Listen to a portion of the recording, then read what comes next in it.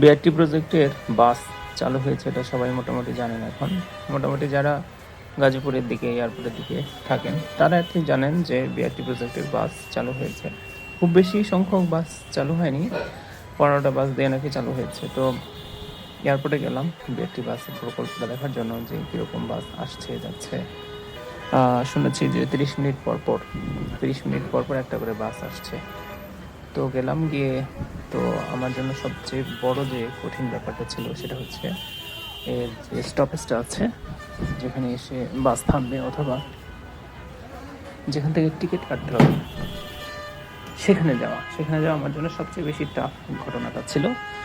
কারণ এই টিকিট কাউন্টারটা হচ্ছে রাস্তার ভেতরে হওয়ার কারণে আপনি যদি টিকিট কাউন্টারে যেতে চান, আদার সিচুয়েশন, আপনাকে কী করতে হবে, আপনাকে একটা বড় হাইওয়ে পার হয়ে ওখানে যেতে হবে। সেটা হচ্ছে এয়ারপোর্টের যে রাস্তাটা আছে, দুপাশ দিয়ে যে গাড়ি চলাচল করে, সেখানে এই গাড়িগুলোকে অতিক্রম করে ভেতরে আপনাকে পুশ ইন করতে হবে, এক ধরনের মানে পুশ ইন করতে হবে নিজেকে। আপনারা দেখতেই পাচ্ছেন ভিডিওতে যে রাস্তার কী অবস্থা।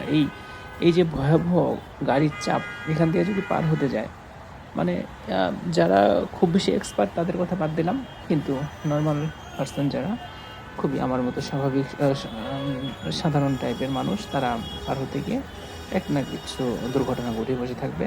আর যদি দুর্ঘটনা নাও ঘটে, দুর্ঘটনা ঘটতেই হবে এমন কোনো কথা নেই, কিন্তু একটা ভয় কাজ করে যে এই রাস্তা পার হয়ে ভেতরে যাব, ভয়ঙ্কর অবস্থা।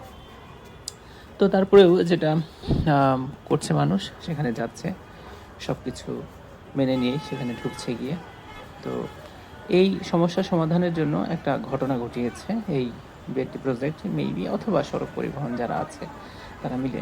তো ভেতরে এই যে এয়ারপোর্টে যে একটা ওভারব্রিজ আছে, ঠিক ওভারব্রিজের ঠিক উপর থেকে ভেতরের অংশে একটি মানে নামার একটি জায়গা করে দিচ্ছে, যাতে ও দুই পাশ থেকে ওভারব্রিজ দিয়ে উঠেই ভেতরে গিয়ে সরাসরি নামতে পারে। এতে করে হবে কি, যে যাত্রীরা দেখতে পাচ্ছেন এখানে দাঁড়িয়েছে, এরা কিন্তু দুই পাশে রাস্তা ক্রস করে এই যে বিআরটির যে এই ছাতাটা ওখানে এসেছে। তো এই ক্ষেত্রে কী হবে, এই যে সিঁড়িটা দেখতে, এই সিঁড়িতে উঠবে এবং সিঁড়িতে উঠে ঠিক রাস্তার ভেতরে গিয়ে নামতে পারবে। সেক্ষেত্রে রাস্তা পারাপারের কোনো ঝামেলাটা থাকবে না। খুব দ্রুতই কাজ এগোচ্ছে, আশা করি 15-20 দিনের মধ্যে এটা হয়ে যাবে।